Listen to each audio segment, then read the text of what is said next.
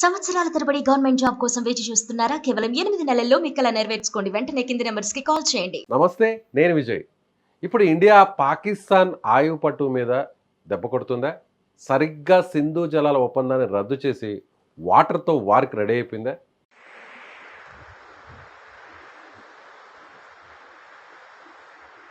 ప్రస్తుతం ఇప్పుడు జీలం నదికి సంబంధించినటువంటి వాటర్ ఫ్లడ్ కూడా అందులో భాగమేనా? ఎస్, వీటి గురించి డిస్కస్ చేద్దాం. మనతో పాటు ఉన్నారు retired army officer major Srinivasarao గారు. సార్ నమస్తే. నమస్తే. అందరూ అనుకుంటున్నారు ఎప్పుడైతే మనం ఈ సింధు జలాల్ని ఆపేస్తున్నాం అనేటువంటి ఒక అనౌన్స్మెంట్ వచ్చిందో వెంటనే జీలం నది నుంచి ఒక ఫ్లడ్ వచ్చింది.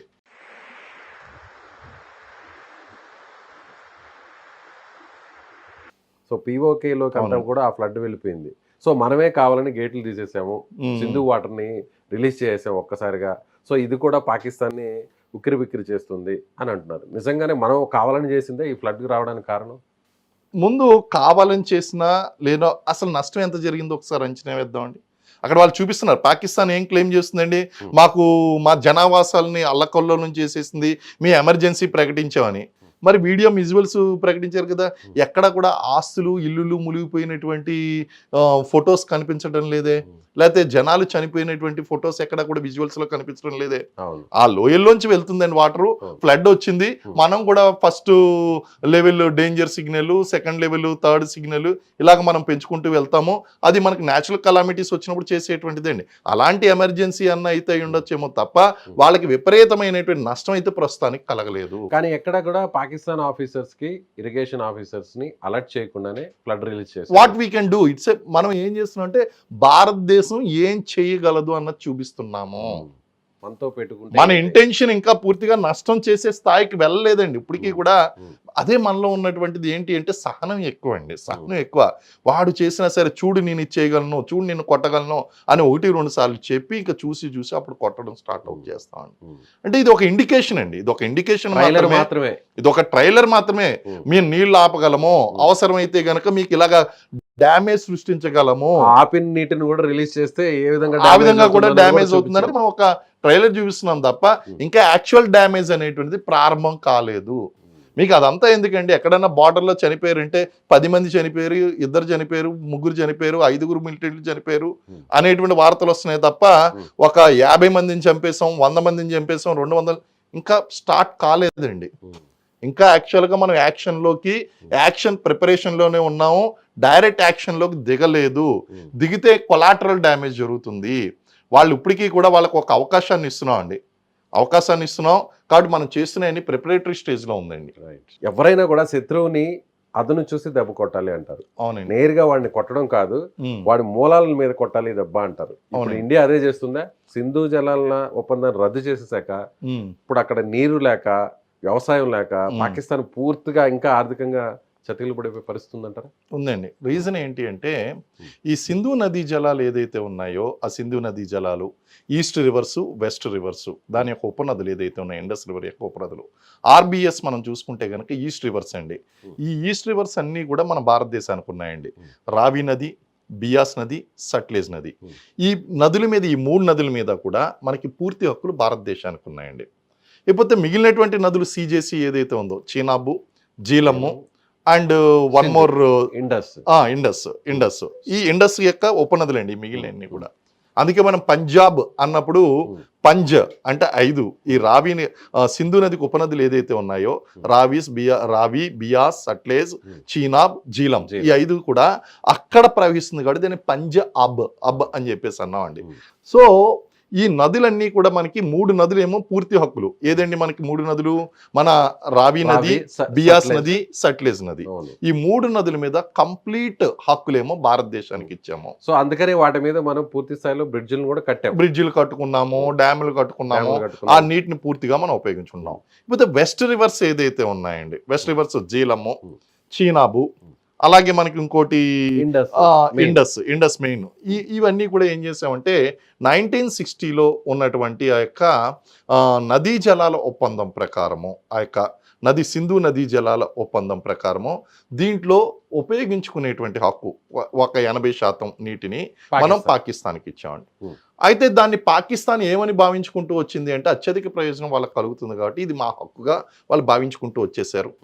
ఎప్పుడు దీని మీద ప్రాజెక్టులు నిర్మించినా, ఈ 3 నదుల మీద ఎప్పుడు ప్రాజెక్టులు నిర్మించినా, ముఖ్యంగా మనకు చూసుకుంటే బాగ్లిహార్ ప్రాజెక్ట్ నిర్మించారు, కిషన్ గంగా ప్రాజెక్ట్ నిర్మించారు, రాట్లే ప్రాజెక్ట్ అనేటువంటిది ఈ 3 ప్రాంతాల్లో మనకి జల విద్యుత్ ప్రాజెక్టులు, అలాగే నీటి నిర్మించేటువంటి ప్రాజెక్టులు ఇవన్నీ కూడా మనం కట్టుకున్నామండి. కట్టుకున్నప్పుడు వీళ్ళు ఏం చేశారు, ఆ హేగ్లో ఉన్నటువంటి ఇంటర్నేషనల్ కోర్ట్ ఆఫ్ జస్టిస్కి వెళ్ళి మాకు భారతదేశం అన్యాయం చేసేస్తుంది, మాకు రావాల్సినటువంటి నీటిని ఆపేస్తుంది అని చెప్పేసి వాళ్ళు పెద్ద గందరగోళం చేశారు. అక్కడికి వెళ్ళి రిపోర్ట్ చేశారు.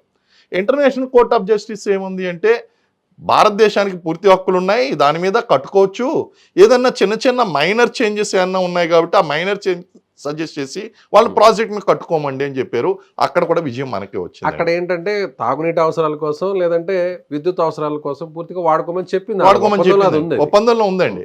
సో మనం ఎప్పుడు ఉల్లంఘించలేదు. కాబట్టి ఇది ఏంటి అంటే ఏదో ఇండియా చేసేస్తుందని వాళ్ళు ఇంటర్నేషనల్గా వాళ్ళు చేసుకుంటూ వచ్చారండి.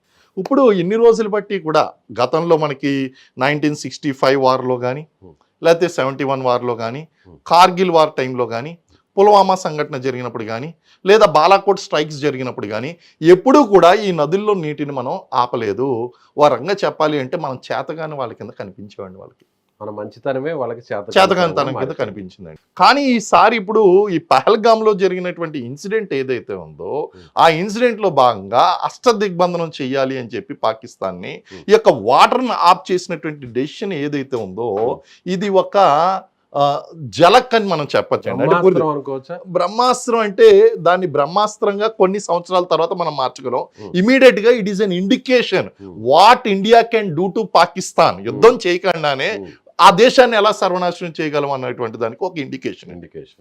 రీజన్ ఏంటి అంటే ఆ విధంగా బ్రహ్మాస్త్రంగా ఎప్పుడు మార్చొచ్చు అంటే దాని మీద కొన్ని ప్రాజెక్టులు అనేటువంటివి కట్టి దానికి పూర్తి స్థాయిలో ఆ నీటి నిల్వ సామర్థ్యాన్ని భారతదేశానికి పెంచి అసలు ఒక్క చుక్క కూడా డైవర్ట్ చేసుకుని వాటిని ఒక్క చుక్క నీటిని కూడా పాకిస్తాన్కి వెళ్లకుండా చేస్తే కనుక పూర్తిగా సర్వనాశనం అయిపోతుంది. కారణం ఏంటి అంటే అక్కడ త్రాగునీటి అవసరాల దగ్గర నుంచి వ్యవసాయ అవసరాలు అలాగే ఇండస్ట్రియల్ రిక్వైర్మెంట్స్ గురించి వాటర్ అనేటువంటిది ఇక్కడి నుంచే వెళ్తుందండి.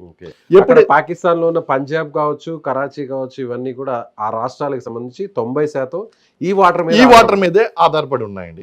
ఎప్పుడైతే ఈ నీటిని మనం ఆపేసామో అక్కడ వ్యవసాయం పూర్తిగా నాశనం అయిపోతుంది, పారిశ్రామిక అభివృద్ధి లేదు, నిత్యంగా వాళ్ళకు వాడుకోవడానికి వాటర్ అనేటువంటిది ఉండదు, నీటి కష్టాలు అనేటువంటి ప్రారంభం అయిపోతాయి. ఓ రకంగా చెప్పాలంటే పాకిస్తానీ ఆర్థిక వ్యవస్థ చిన్నాభిన్నం అవ్వడానికి, ఆహార భద్రతా సమస్య రావడానికి పూర్తి స్థాయిలో అవకాశం ఉన్నటువంటి బీభత్సమైనటువంటి ప్లాన్ అండి అది. ఓకే సార్, ఇప్పుడు తీసుకున్నారు ఈ నిర్ణయం. అయితే ఈ నిర్ణయం ఇప్పటికిప్పుడు ఇంప్లిమెంట్ చేస్తే నిజంగా వాటర్ని ఆపగలిగే సామర్థ్యం ఆ డ్యామ్స్ ఆ వ్యవస్థ మన దగ్గర ఉంది?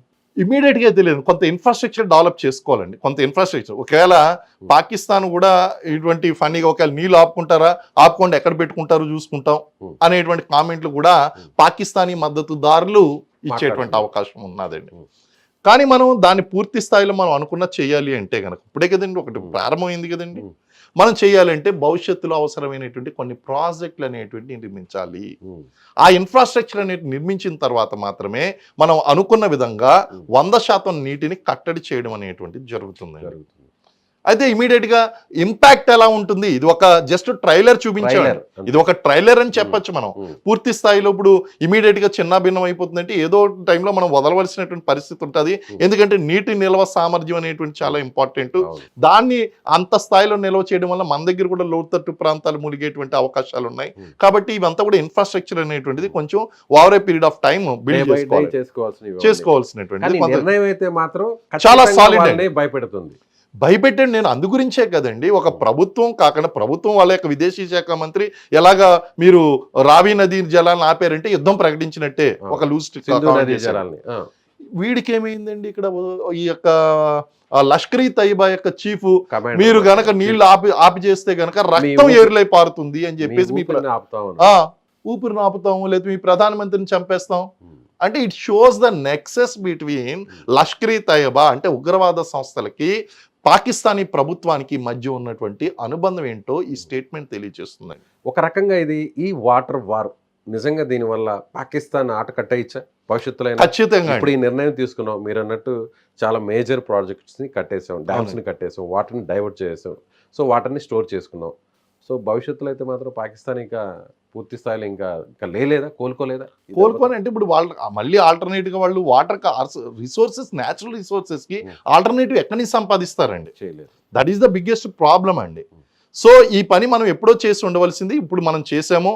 ఇది ఒక ట్రైలర్ గా వాళ్ళకు ఉంది. కారణం ఏంటంటే ఇది definitely it is going to impact. Already అక్కడ ఆకలితో వాళ్ళు అలంటిస్తున్నారు.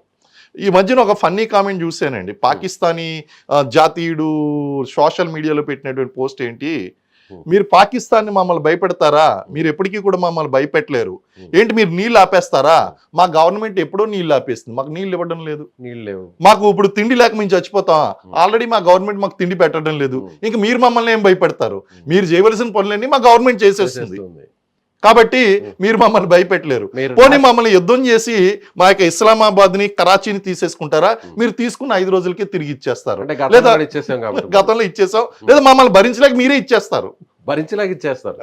చూడండి, అంటే అలాంటి సిచ్యువేషన్ ఉంది అక్కడ. అంటే వాళ్ళ ప్రభుత్వం మీద వాళ్ళకే నమ్మకం లేదండి. మనం we are in better off. In fact Pakistan లో కనుక they will be very happy అండి. మిమ్మల్ని తీసుకొచ్చి మా భారతదేశంలో కలిపేసుకుంటాం అంటే వాళ్ళు చాలా ఆనందపడతారు. ఎందుకంటే మనం కలిపేసుకున్న తర్వాత వాళ్ళని సెకండరీ గ్రేడ్ సిటిజన్స్ కింద చూడం కదా, ఆ ప్రాంతాలను డెవలప్ చేస్తాం, రోడ్లు వేస్తాం, పరిశ్రమలు నిర్మిస్తాం, పాకిస్తాన్ యొక్క ఒక రాష్ట్రంగా ప్రకటించి దాన్ని అభివృద్ధి చేస్తాం. ఇప్పుడు పాకిస్తానీ జాతీయుడికి కనుక ఒక ఆప్షన్ ఇచ్చి నువ్వు పాకిస్తాన్ లో ఉంటావా భారతదేశంలో ఉంటావా అంటే వాళ్ళు భారతదేశంలోనే ఉంటారండి. కారణం ఏంటి అంటే వాళ్ళకి వైద్యం చేయించుకోవాలంటే భారతదేశం రావాలి, వాళ్ళ బంధువులు కలవాలంటే భారతదేశం రావాలి, వాళ్ళు డెవలప్ కావాలంటే భారతదేశం వైపు చూడాలండి. వాళ్ళు నిజంగా వాళ్ళ మనసులో, నేను ఈ రోజు చెప్తున్నానండి, వాళ్ళు పాకిస్తాన్ లో ఉండడం కన్నా భారతదేశం వచ్చేయడం చాలా మంచిది. అంటే భారతదేశం కలిపేసుకోవాలి దాన్ని. ఆ మత పిచ్చి అనేది కానీ ఆ ఒక్కటి లేకపోతే సో ఖచ్చితంగా ఒకవేళ పాకిస్తాన్ ఇండియాలో కలిస్తే పాకిస్తాన్ అనేది బాగా డెవలప్ అవుతుందండి. అందుకు ఉదాహరణ ఇప్పుడు పాకిస్తాన్ ఇక్కడి నుంచి మీరు విడిచి వెళ్ళిపోండి అని అంటుంటే లాస్ట్ 2-3 డేస్ నుంచి ఏమంటారు, వెళ్ళము, ఉంటాము, ఇక్కడే ఉంటాము అని చెప్తున్నారు. మేము వెళ్ళం బాబోయ్ అంటున్నారు. నిన్న ఒక ఇంటర్వ్యూలో పార్టిసిపేట్ చేస్తున్నప్పుడు Lakshminarayana sir, JD Lakshminarayana sir ఒక పర్సనల్ అనుభవం షేర్ చేసుకున్నారండి. ఏంటి అంటే ఆయన ఎస్పీగా ఉన్నప్పుడు ఈ షార్ట్ టర్మ్ వీసా మీద 15 రోజుల కన్నా వస్తారు. జిల్లా ఎస్పీకి ఒక 1 వీక్ దాన్ని ఎక్స్టెండ్ చేసేటువంటి పవర్ ఉంటుందండి. వాళ్ళు రిక్వెస్ట్లు తీసుకుని వచ్చారు, ఇంకొక వారం రోజులు మాకు ఎక్స్టెండ్ చేయండి అంటే ఆయన అడిగారంట ఒకరిద్దరిని, ఏమనంటే మీరు మీ దేశంకి వెళ్ళిన తర్వాత భారతదేశం ఇలాంటి దేశము ఇది అది అని చెప్పి మమ్మల్ని తిడతారు, ఇక్కడికి వచ్చిన తర్వాత మా దేశం వదిలి వెళ్ళనంటున్నారు, మీకు ఎందుకు ఇవ్వాలి అంటే సాబ్ హమ్తో పైలే కభీ ఇతనా లిబర్టీ దేఖా నయ్యే, స్వేచ్ఛ అంటే ఇలా ఉంటుందని మన భారతదేశం వచ్చిన తర్వాత తెలిసింది, ఇంకొక వారం రోజులు ఈ స్వేచ్ఛను అనుభవించలేమండి, మా ప్రభుత్వాలు, ఆర్మీ, ఆ యొక్క ఉగ్రవాదులు పెట్టేటువంటి టార్చర్ మేము భరించలేకపోతున్నాం, స్వేచ్ఛ అంటే జీవితం అంటే ఎలా ఉంటుందో మేము భారతదేశం వచ్చి చూసాం, ఒక్క వారం రోజులు మమ్మల్ని బతకనివ్వండి, ప్రశాంత వాతావరణం ఎంజాయ్ చేయండి. చూడండి అలాంటి పరిస్థితులు ఉన్నాయండి.